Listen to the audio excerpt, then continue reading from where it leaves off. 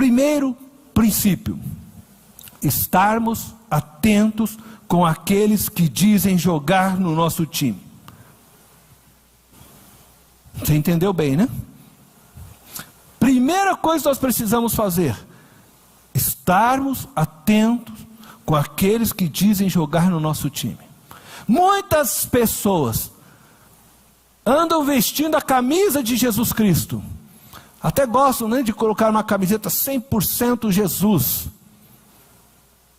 Mas estão destruindo o reino de Deus.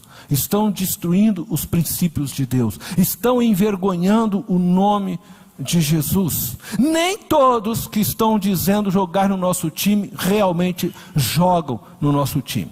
Veja as palavras de Jesus em Mateus capítulo 7, verso 15 ao verso 20.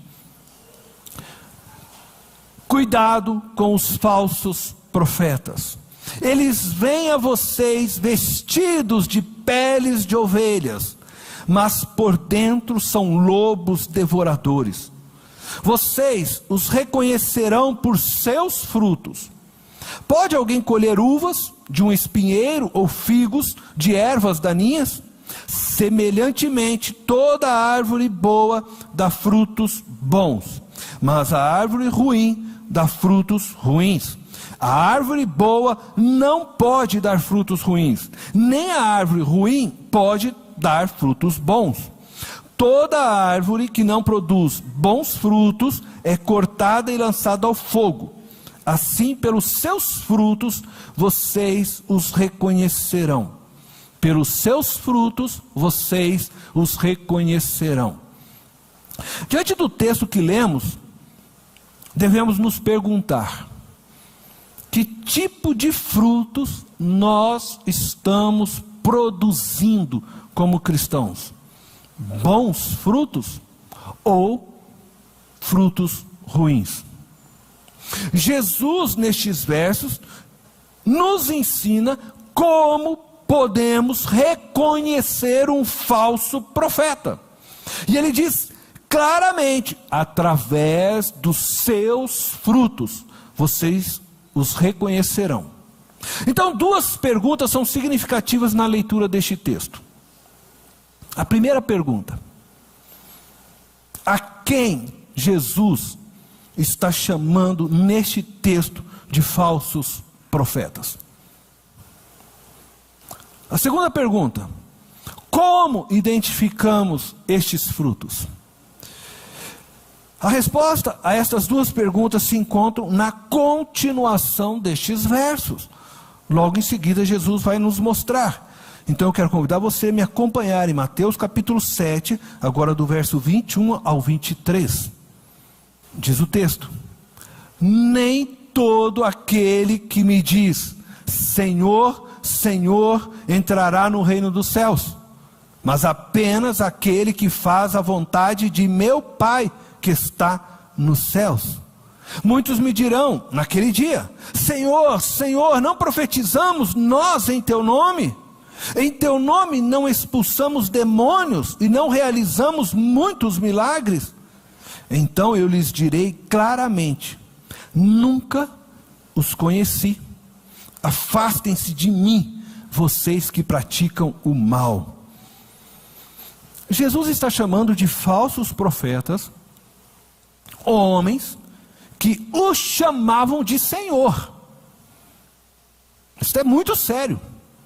Jesus está chamando de falsos profetas homens que o chamavam de Senhor.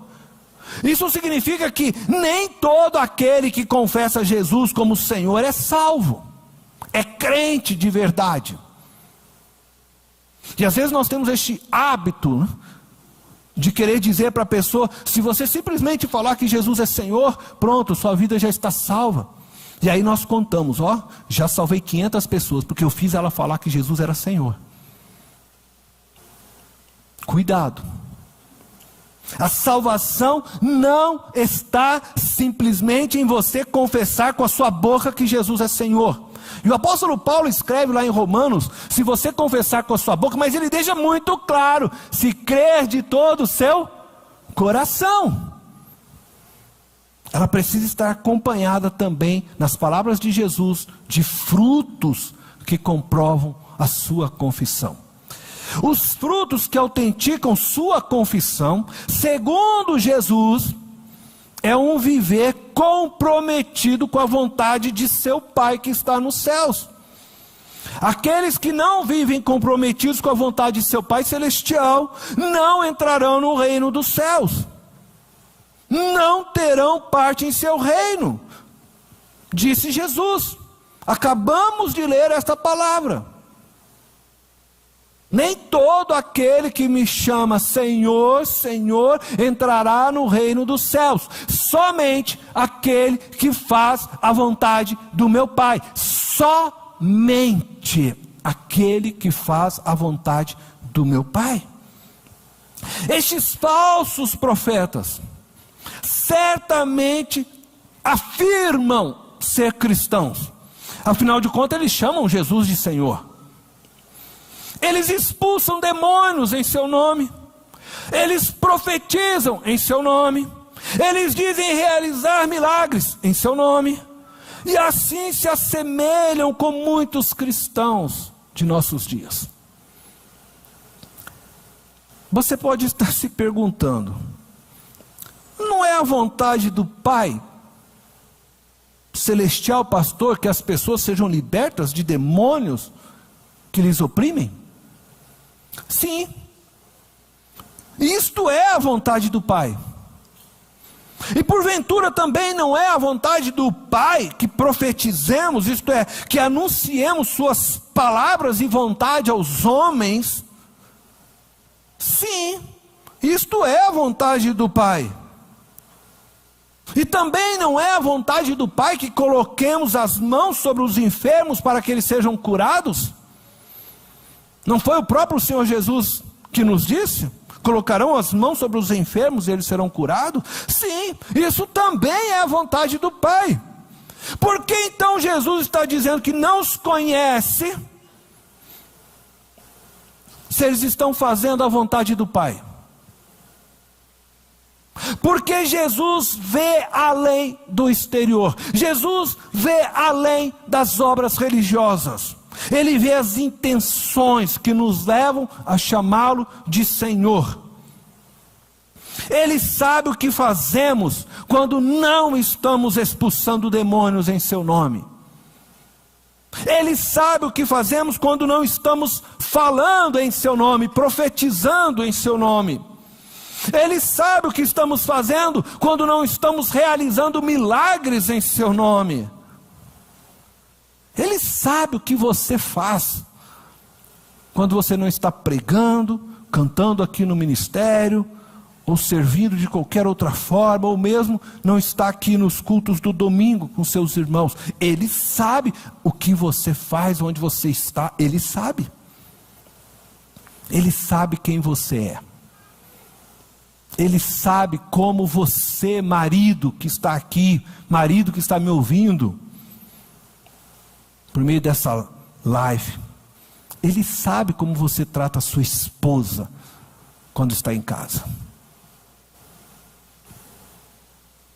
Ele sabe, esposa, que está me ouvindo, como você trata o seu marido quando não está aqui.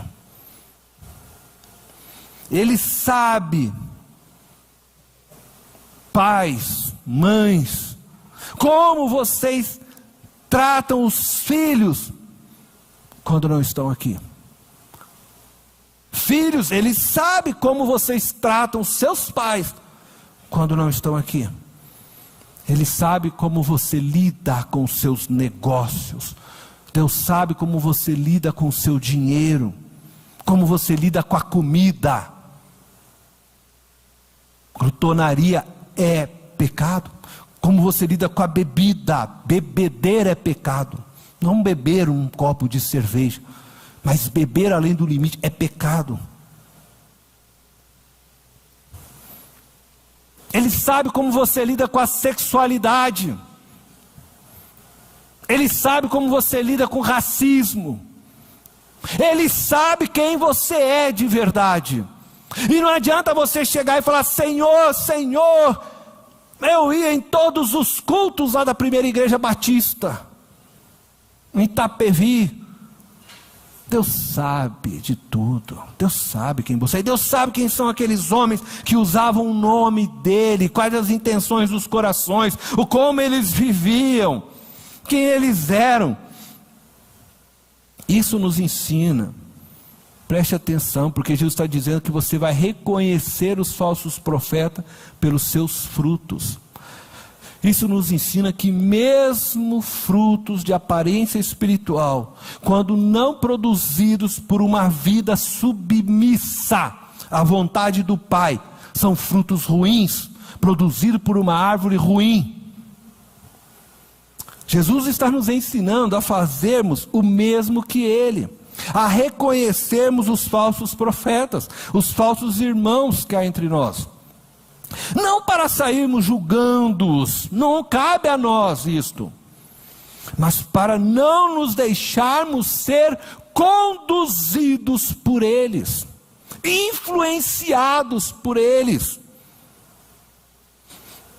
Eles irão provocar prejuízos ao nosso desenvolvimento espiritual. E Jesus está pedindo para nós olharmos para aqueles que se dizem cristãos, além das obras religiosas que elas fazem. Então você precisa aprender a olhar para as vidas que estão aqui, mas não apenas olhar o pastor que está aqui no púlpito, não apenas olhar o irmão que canta, que nossa, que maravilha, canta ali, começa a ver as atitudes dela fora daqui. Preste atenção, para que você não seja influenciado de forma errada. Jesus está ensinando isso para nós. Se nós queremos ser bons atacantes, se nós queremos ser um time, nós precisamos cuidar da nossa defesa. Este texto nos ensina que você conhece os verdadeiros filhos de Deus não por orarem. Preste muita atenção. Não por frequentarem uma igreja. Não por andarem com uma Bíblia nas mãos. Não por beberem ou deixarem de beber. Não por irem ou não irem a uma praia. Não por coisas externas e superficiais. Embora estas coisas sejam importantes para a manutenção de uma espiritualidade sadia. Os filhos de Deus são identificados pela submissão ao Pai. Estes entrarão no reino de Deus.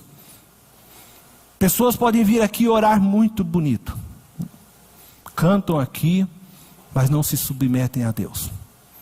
Não sigam estas pessoas. Os frutos de um homem de Deus, de uma mulher de Deus, é submissão à vontade de Deus, do Pai. É o que Jesus está mostrando para nós. E a submissão é um ato de rendição voluntária a Deus e a tudo quanto Ele ensina. Essa rendição fará com que os frutos desta vida não sejam somente então obras externas, mas frutos bons de um coração transformado pelo poder do Espírito Santo. Esta transformação, ela vai se mostrar, evidenciar no trato dos seus negócios, no lidar com o dinheiro, no lidar com a comida, no lidar com a bebida, no cuidado marido com a esposa, da esposa com o marido, no ensino com os filhos, na honra prestada aos pais, no relacionamento com os irmãos da fé, no linguajar, no vestir. Aquele que é tocado por Deus, ele não tem que viver tentando mostrar frutos, mas ele vai começar a mostrar os frutos, porque serão parte natural da sua transformação. O Espírito de Deus vai conduzir a um viver de santidade, a um viver de amor, a um viver de pureza, a um viver santo. Então tudo vai começar a evidenciar, não só quando ela está aqui neste campo religioso, mas quando ela sai para jogar lá fora, as pessoas verão isso nela. Não adianta nós parecermos santos Porque Deus conhece o coração de cada um. Ele sabe quem verdadeiramente é filho dele, quem tem o selo dele.